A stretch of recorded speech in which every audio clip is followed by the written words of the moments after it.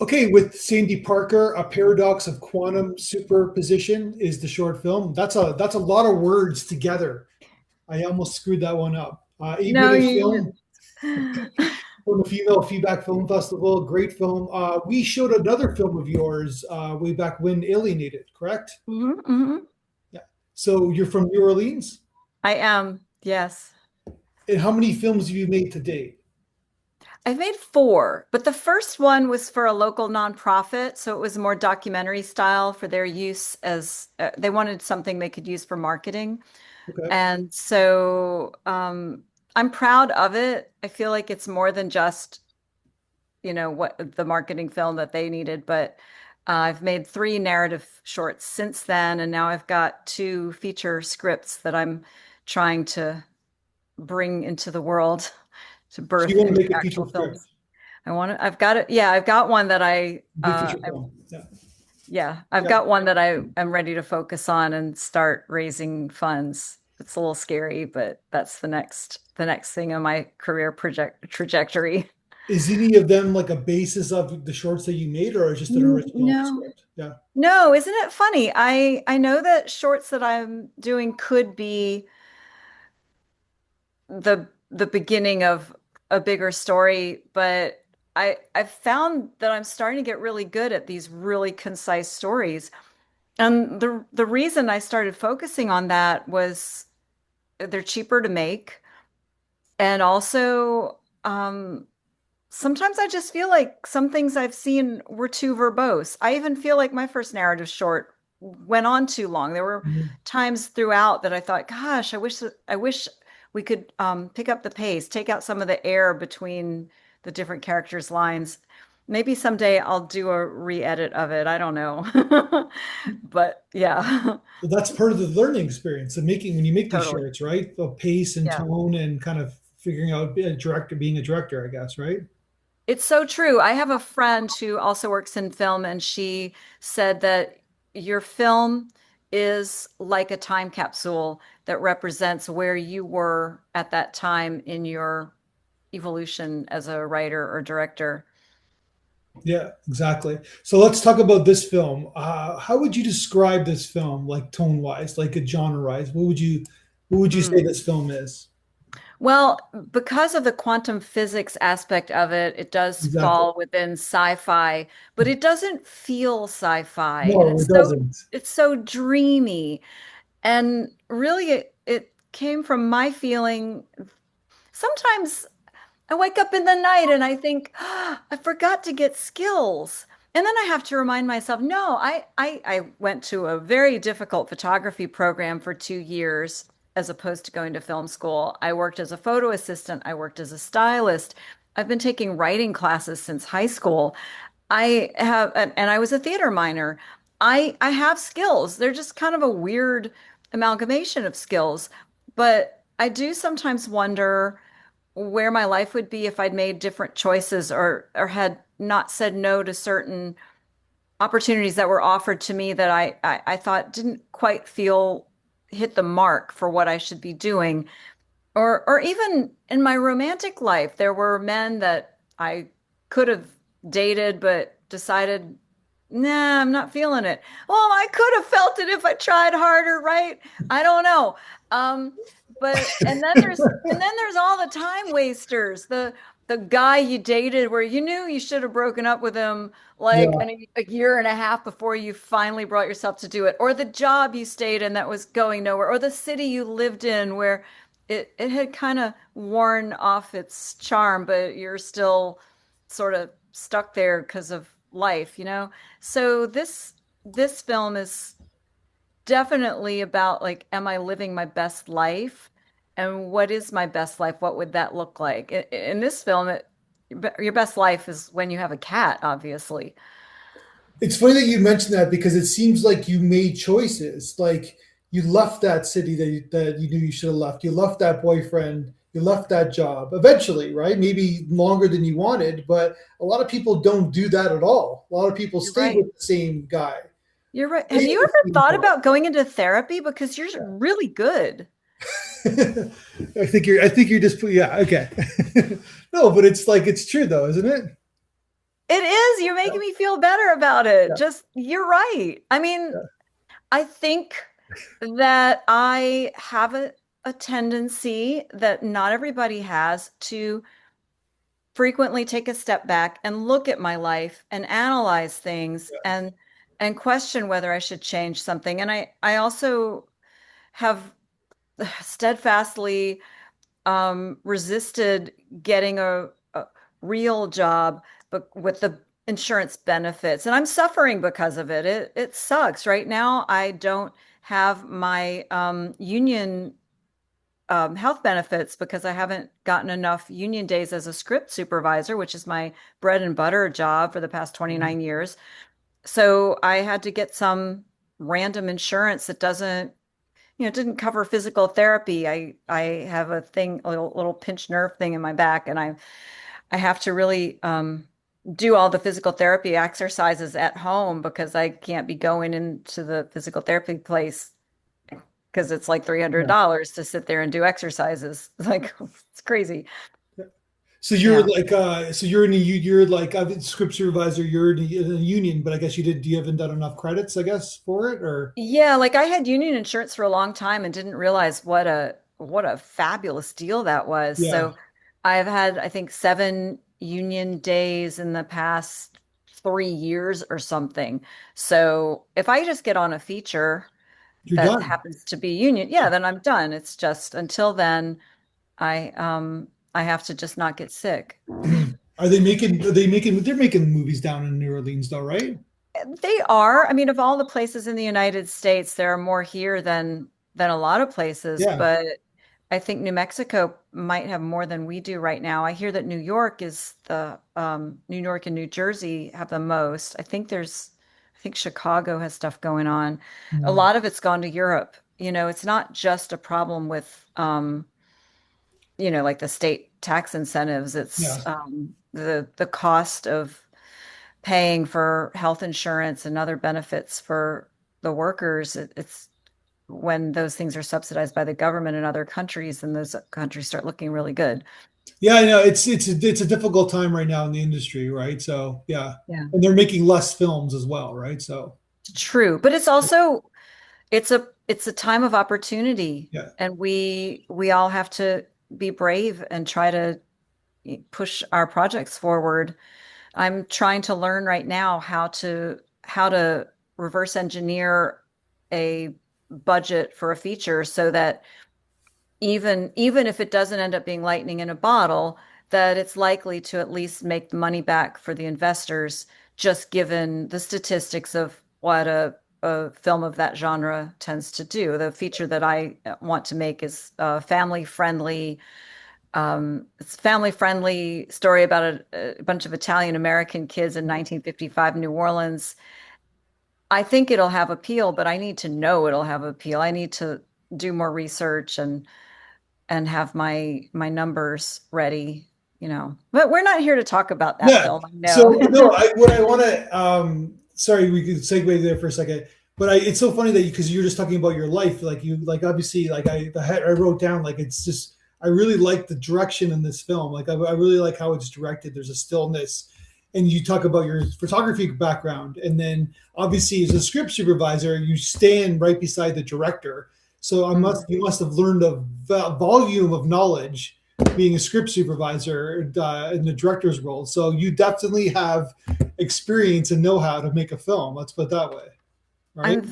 I'm very fortunate. Since I didn't go to film school, I guess I didn't need to because I Well, I I the had script the best supervisor film is your film school. school. Yeah, Exactly. yeah, I think no crew member is in a better position. Maybe the director of photography, but no one else really gets to see what yeah. But I they're get to focused on see. something else, right? The director of True. photography. Yeah, True. I mean, yeah. I'm there for the most of the private rehearsals between the director and the actors. Usually the only other person who's there, well, the assistant director would be there and the cinematographer, and then I'm getting to watch them work out the blocking Yeah. and talk about the things that in the script perhaps aren't working. And many times I've heard a director say, "Listen, just ignore the words, ignore the screen direction. and let's just figure out what works for us. It says you walk across the room. Maybe the actor will say, "No, I feel like I should be fidgeting right here." And they're like, "Yeah, let's try it that way." And then they'll say, "Okay, well, why don't we try it this way?" And Yeah. it's really amazing to see. And also I've been there in these situations with some really, really top-notch talent like Jessica Lange or Robert De Niro. Like how amazing that I've been in the same room with these people who, before I ever even thought about working in film, I was admiring on the screen.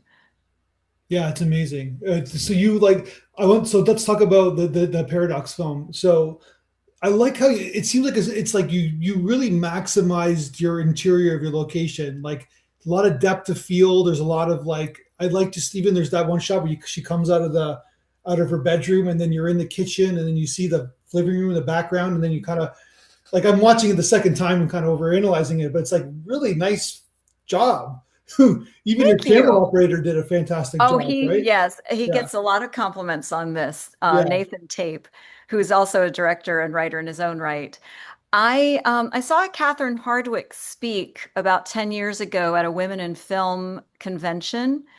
And one of the things she said was that she likes to have depth in her shots. And that really stayed with me because I see in a lot of low budget films, Mhm. two people are talking and there's a wall right behind them with nothing on it, just a blank wall. I hate that. So when she said that, something clicked in my brain. And I actually filmed it in my house, by the way. I was doing everything in my power to keep it contained. And so I shot it in my own home, which meant I could use my homeowner's insurance as my liability insurance for the shoot. I Mhm. called them and we ironed it out.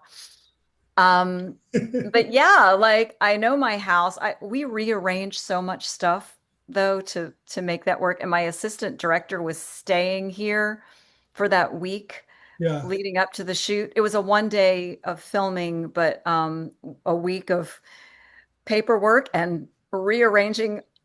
I'll still be finding things in drawers and closets for the next 3 years, I'm certain. So tell me about your lead actress because she's fantastic as well. Like Oh, she's Kate basically, except for the Adair. one scene, she's acting with herself, right? So Yeah, it's yeah. true. I met her so the WWE, World Wrestling folks, they came to New Orleans to do a series of 6 films, and I script supervised 2 of them. And Kate was in both of those films. That was when I met her. In one of them, she played a teller at a bank who like falls in love with this guy and is really just fawning over him. And they liked her so well, they cast her in the next one where I need to watch that movie again. I can't remember exactly. What's the movie? Is it like the one with the Miz? The guy was it the Miz in that one? The first one was with Triple H, and the title was The Chaperone. Okay. And then the next one, oh, I can't think of the name of the guy. He plays a bad guy, but he's the sweetest person. It'll come to me, but um I thought it was the Miz, like because I know he did a bunch of mm, those WWE I didn't work on that one. movies. But she like had to in the Okay. second one, she had to jump on the guy's back like a banshee, and he's spinning around Yeah. and she's hanging on. I was just so impressed with her. I asked for her phone number and I knew someday I was going to make a movie and she was going to be in it. And as I was writing this film, I just saw her. And so it's kind of like I wrote it for her, which I think any actor takes as a huge compliment. So when I asked her if she would work on it, I was a little scared. Like, what if she doesn't like it? But she liked the script. She liked my cat and was super excited. Came over with cookies and That's pastries and great. coffee, and we sat and she met the cat and we talked about the script for a few hours. And yeah, it was great. All right. So I gotta admit, I was watching this documentary about WWE and Triple H was the lead character like literally 10 minutes before I talked to you, and now you That's just mentioned weird. who he was. So I got to ask you, how was he on set? Oh, he's an absolute gentleman. So It's nice. small. It's like I never watched this. I'm just watching it like randomly today. So it's such a small world. It's such a weird Yeah. coincidence. Well, you should watch The Chaperone. It's like this Yeah, dad I he should. gets out of prison at the beginning and then he ends up volunteering to chaperone his daughter's Yeah, trip to the New Orleans Museum or something, yeah. but then like some criminals try to pull off some Yeah, now hijinks he's in charge of the the day. WWE. He's like the big kahuna now. I'm not surprised. I know So Triple H. I think Yeah. he was the son-in-law of, Yeah, he's married to, yeah, Stephanie McMahon. Yeah. yeah, Yeah. yeah. Yeah, but he's in charge of everything. So now he's I'm like not the head. surprised. I Yeah. could tell he's an intelligent person. Yeah. That's interesting. Yeah. So small world. Anyway, so basically like so that she was in the film, you found Oh, her like maybe like what, sorry. 10, 15 years ago be in the film? Wait, you froze for a second. Can you repeat the question? Oh. I said that you saw her like those movies were made like 10, 15 years ago, Hmm, and hmm. you remembered her for this film, I Yeah. guess, right? Yeah. I run into her every once in a while. We have a tight film community here in New Orleans. Yeah. And who played the cat? That's Hazel. That's my cat. She's about 10 feet away sleeping. She likes to sleep for about 6 hours in the afternoon, and then she's awake when I want to be asleep. I like Uh, the last shot of the film, like when she's oh, looking at, yeah, good. yeah. That was a hard one to edit because, cats are so unpredictable. And I mean, the cat didn't want to be there. Oh my God. And we set up that had added diffusion to the air, and that set off the smoke detectors. And the cat escaped the room several times. Um, we shot that scene first, though, so that then we could mess up the actress's hair and mess up her fingernails and, um, you know, change her clothes and take the cat to a different location away from the house so that we would know she was somewhere safe. And then the T-shirt. I got to ask about the T-shirts. The t-shirt Don't speak. was Was it don't speak? Yeah, "Don't speak unless spoken to." I love that shirt. yeah. If you're feeling shy, get yourself one of those made and just wear it, and people will come and talk to you. They'll be like, "Oh, uh, may I speak?" And it just invites commentary. Anyway, it was in a giveaway bag that a roommate of mine let me pick through one day, and it's a little too small for me, but I love it, and I keep meaning to make myself a new one. It's just anyway. I needed to figure out what she was going to wear, and suddenly I thought, oh, this would be interesting. So I found the other wrestler that you there was Adam Copeland. It was the guy who he's the edge Adam in Copeland. wrestling. We all had crushes Yeah, on him. Oh, the whole crew, all the yeah. girls. He was the sweetest guy.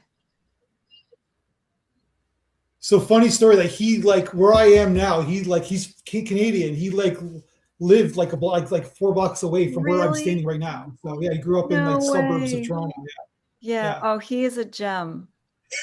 That was a really good fun year. shoot. Yeah.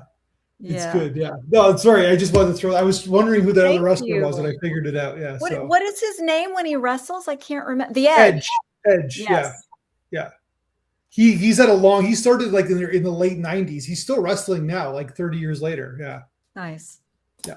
Anyways, Good, so good then guy. yeah, so you basically got your like so yeah, nicely everything's framed properly. A lot of handheld camera. Did you storyboard everything before, or did you like shot list with your DP? Or was the process? No, no, my DP came over to the house and we walked through all the shots.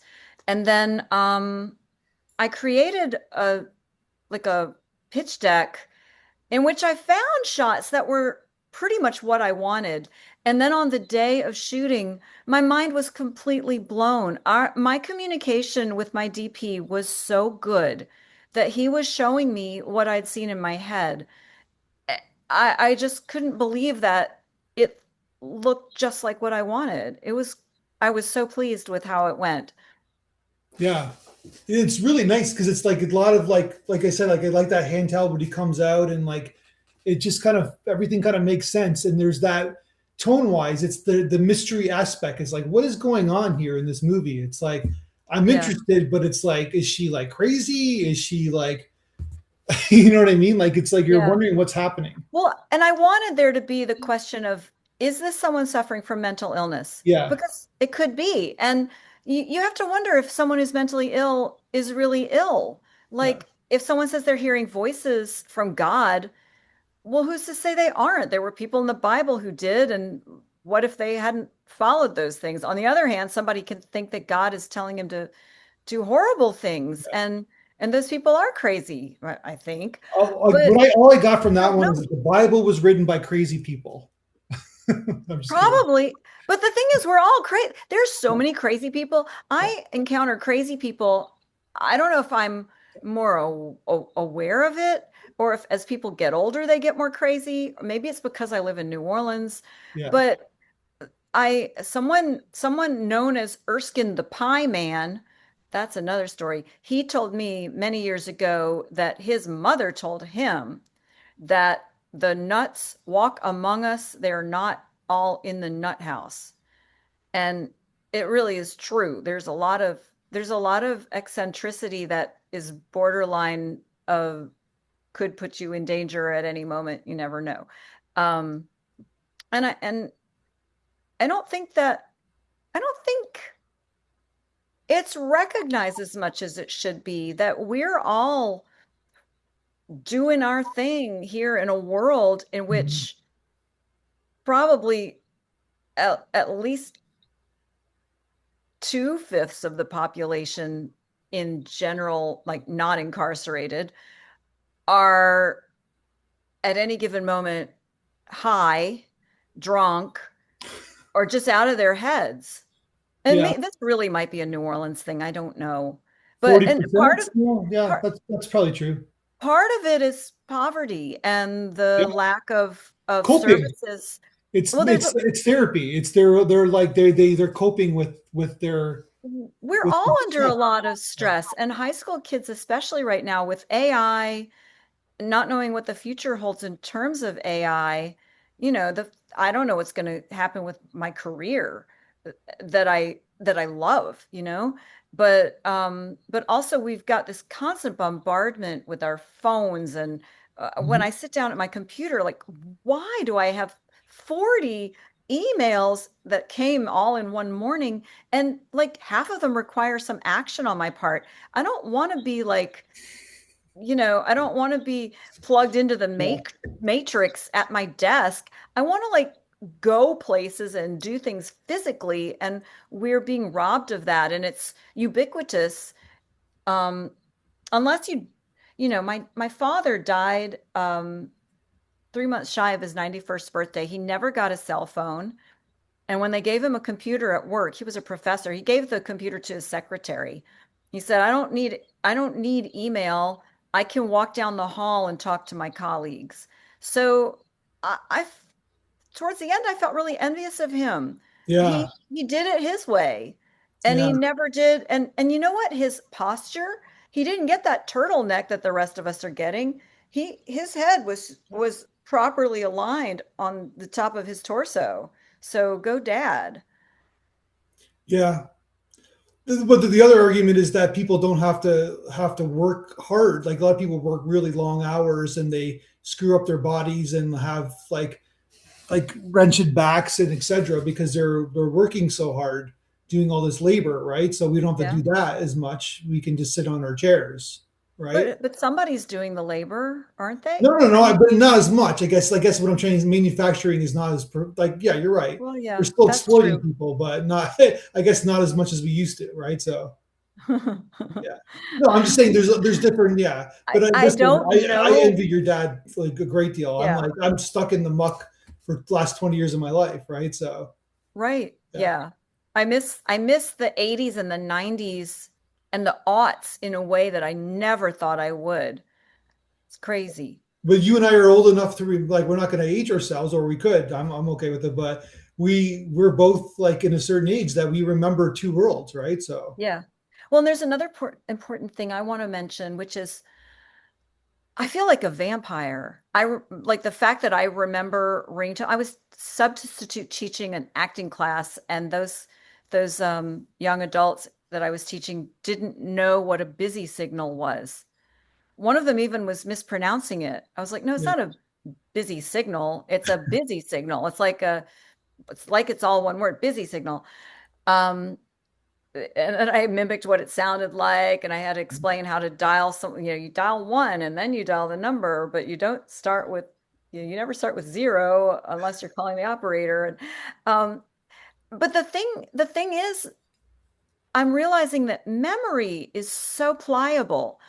I happen to have a good memory. I built a script supervising career on it, but the things that we remember, if other people don't remember them and no one writes it down or memorializes it in any way, it becomes speculation when people try to piece together how Yeah. things unfolded in a certain place and time. And it has made me realize how important it is that things get documented in some way. And I suppose someday we'll all be gone and none of it will matter. And I want to live posthumously in my writing and my films, but perhaps even those things will disappear. I mean, there's data rot and there's uh I don't know, rats could eat my scripts and maybe a, a meteor will hit the earth and everything will be wiped out and no one will remember anything. And then someday somebody from another planet will come here and they'll wonder, how did things all go down? Yeah. And no one will be here to tell them. That sounds like a movie. Yeah. Yeah. Yeah. So that's another one. No, no, you're right because we all assume that like the film on that we make we put on YouTube, whatever, will always be there, right? So Right. it's Right. there But forever. but when you think about all of this, then you start thinking about reality and the pliability of reality. Even if there aren't multiple dimensions happening at once, there everyone takes away a different impression from something that happens. Some people won't remember it correctly. I mean, people get dementia. And as I'm getting older, I'm seeing people having cognitive decline, even in their 50s sometimes. And and and then there's also people who want to change what happened, who might tell lies about it. And and sometimes if you repeat a lie over and over, other people will believe it. And I'm not trying to get political. Yeah. It can be political, but it can also be in other situations where people have different um, reasons for wanting everyone to think of what happened in a certain situation in a different way from what happened. So Yeah. I'm starting to see my own reality in a more dreamy way and almost wondering to what extent are my dreams real? Because they're very vivid too, and they're always telling me something. I must sound like a crazy person No, right no, now. no. We're now we live in a reality where like something is we see someone say something or we see a video of something happening, and then someone says, "Oh, that didn't happen." Right. So then And we it's don't know driving because me. of AI. We don't know. Maybe it wasn't the video was, generated. But then that's their excuse, though. But it did happen, right? Yeah. Right? Yeah. It's like, oh, Yeah. I didn't see that. I didn't know. Maybe that's not real. But Right. it's like it And did happen, right? So yeah. we saw it live. We're like, Right. yeah, And we're going through the world and 20% or 40% of the population around us is out of their minds anyway, yeah, or high or whatever. yeah. Like did you start wondering if the thing you think you just did even happened? So and it's funny with this film, I'm a member of the Alliance of Women Directors, and they do a thing where you can show a work in progress on, and they do it on Zoom, and other people can watch it and give their feedback. And a lot of people were saying, "Oh, you need to heighten the suspense. You need to add, like maybe with music, or the pace is too slow." And I was like, "Well, I really want a slow pace." And it made me really question my own intentions with the film. I had to really stick to my guns and reassure myself that it's okay to follow my instincts because I wanted it to be dreamy and I wanted you to not know why I wanted it to feel a little suspenseful without it being obvious what the suspense is. Like when the mom says her thing on the phone, no spoilers, so I won't say what she says, but Yeah. it I I wanted to go counter to the easy instinct to heighten the music right there. Like Yeah. I wanted to do almost the opposite, just really, really, really subtle because you feel that feeling change in your gut when you hear that. When you hear what the mother says, and suddenly you wonder, is this girl crazy? Or is the mother gaslighting her? What's Yeah. going on? But you feel it. I think you feel it. I think it's a I think that a lot of what we see in film, the emotions that it elicits, um, go back to our core instincts when we were cave people, you know? And even eyeline, which is a big part of my job as a script supervisor, people are supposed to be looking, Sure. you're looking in the proper direction so that it makes sense that they're looking at each other. If they're not looking in the right place, you feel it. It gives you an uneasiness. And it goes back to the survival instincts of the early humans, like let's say walking in the woods and there's a branch that's broken. That's like a continuity error, Yeah. That branch is broken. That means someone was here. Maybe it was a wild boar or a Tyrannosaurus Rex or a Neanderthal who's out to kill me and my tribe. But you're constantly looking for the changes in your environment, the inconsistencies. Anyway, I felt like with music, I needed to go in a more subtle way. So that's what I ended up doing at Yeah, that no, moment. it's There's that great. And like cling so cling. you worked with, because I was looking at the credits, like it's a great sound design, and and so you had a different sound design, so you had a different editor as well. You let someone else edit the film Yeah. besides yourself, like you kind of got a different I perspective. I sat in on most of it Yeah. via Zoom. But yeah, Okay. she's an up and coming editor in New York. I have a friend, Eva Contis, who recommended her to me, and Eva acted as like a sort of a liaison supervisor. Eva was my editor on Alienated, but Eva does not really want to keep editing because she's got her own feature that she's about to direct. So Mhm. she's really trying to focus on that. And I totally understand and respect it. But I was like, Eva, can you be bought? And for how much? And she said, look, I Yeah. have an idea. I know somebody. I'll supervise. And I was like, okay, awesome. So that's what we did.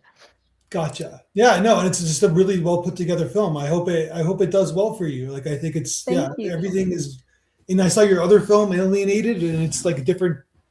It's the same, but it's different. I guess that's the best way to put it. Well, it's kind of weird that I've done basically two sci-fi films Yeah, because I exactly. don't Yeah, think of myself as a sci-fi writer at all. yeah, I really love telling stories about underdogs who come out on top. yeah. And I like writing comedy. And there were comedic moments like the 100%. chewing gum or the bubble gum, and Yeah, that guy was just so weird. Like, what was his deal? But again, we're surrounded by crazy people. People come to my door, I don't know what they want. If I'm gardening outside, I'm like in my dad's old hand-me-down pants, and yeah. people come up and they start talking to me, and I'll talk to them. And if they ask for my phone number, well, what am I supposed to do? They know where I live. So I'll give them my number, but then I start getting these calls. Like this one guy's name is Cheddar Cheese, and bless Don't his give heart. him your number. Come on.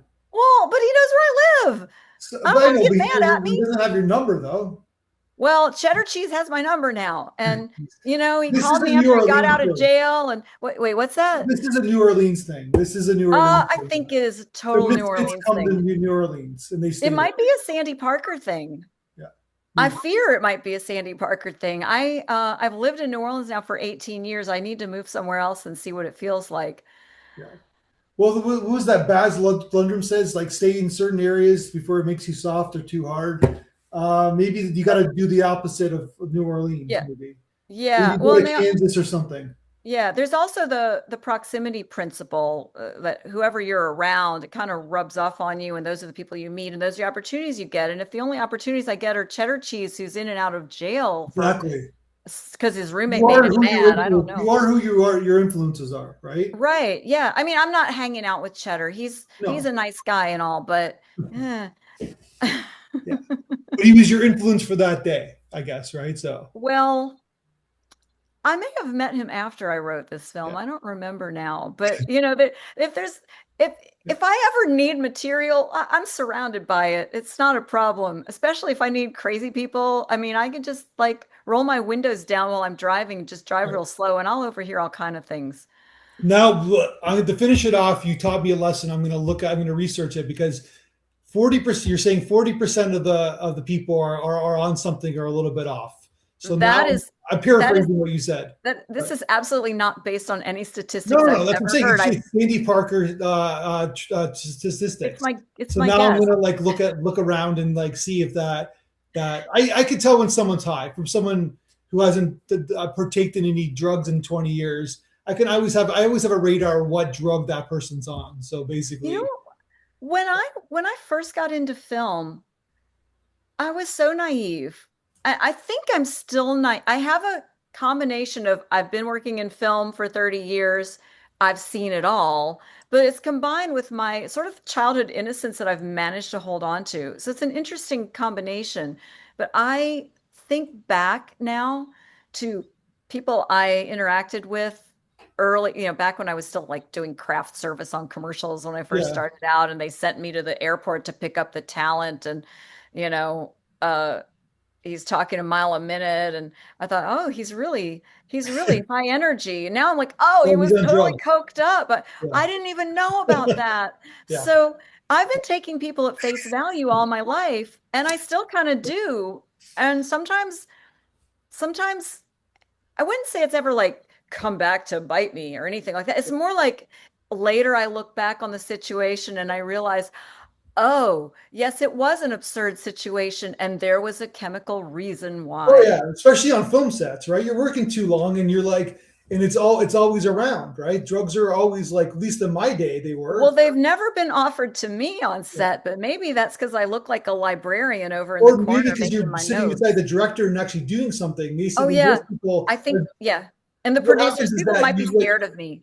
So no, what happens is you work location. I work locations, right? So you work Yeah. your butt off for the first 2 hours of the day, and then you kind of just like don't have much to do until things are wrapped. So then you got 10 hours to spare, right? So you're gonna partake in some things, or like say you're a gripper electrician, you're working your butt off to get that take, but soon as that everything's set up for the take, you're not really doing anything for a couple hours, right? So You know, when I did craft service, which I yeah, did for the first year and a half of my career, yeah, I I tended to eat a lot of the snacks because they were right there in front of me. sure, And I was putting on a couple pounds and nothing crazy. Sometimes I just needed to empty a bowl, and it was before COVID, so we didn't have yeah, everything individually wrapped. It was like, oh, well, if yeah. I eat these M&Ms, there's only 12 of them, and then I can put some A new bowl, mints in yeah. this bowl. And then I started script supervising it. I didn't have time to be eating all those snacks. It was Yeah. great. I was so busy, and I'd never really had time to get bored. Yeah. So all those people, if they want to say no to drugs, they should become script supervisors. If they'll That's take me to or be a coffee, I'll director. train them. Yeah, or be a director or whatever. Do something that you're Right. already doing. Yeah. Yeah. Yeah. But think about the actors, right? They're just sitting in the trailer like for 10 hours of the day, right? Until they're ready to go. Bring a book. Yeah. No, but that's we did. I actually read a lot on set, but usually I was high when I was reading. So basically Really? that's why I don't do it anymore. Right. I'd But be yeah, scared to death. I'd yeah. be so scared of getting in trouble or Oh my doing God. something stupid. I wouldn't be able, I definitely wouldn't be able to maintain continuity. Yeah. Oh Yeah, no, you no. can't. That's what I'm saying. You can't do that job on Yeah. continuity. But there's a lot No. of jobs you can do when you're high on film sets, unfortunately. Wow. I've seen some crazy things. Yeah. Really have. I gotta say, I don't, when I know deep down in my heart that the entire Grip and Electric crew are high, I don't feel entirely safe, you No. know? I'm Um, not saying that they are. I'm just saying that but but I can but guarantee you that sometimes they are. I can see I I can guarantee you that the locations department is all everybody in the locations department is high. I can what? guarantee you that. So You're kidding. yeah, Oh my gosh. yeah. I see the childhood innocence is still here. All right. On that note, I can't wait to see your next film. Make a feature film, please. And I love this film a lot. I hope it does well for you. It's been so nice talking with you. You I have too. so enjoyed it. I hope, and your name, Matthew. Matthew. Matthew. Yeah, it was It great. doesn't say it in the corner like I Yeah, expected. it's just wild sound, but it's Matthew. Yeah. Matthew Awesome. Toffolo. Yeah. Thank you so Thank much. you. All right. We'll talk soon. Okay, All right. bye.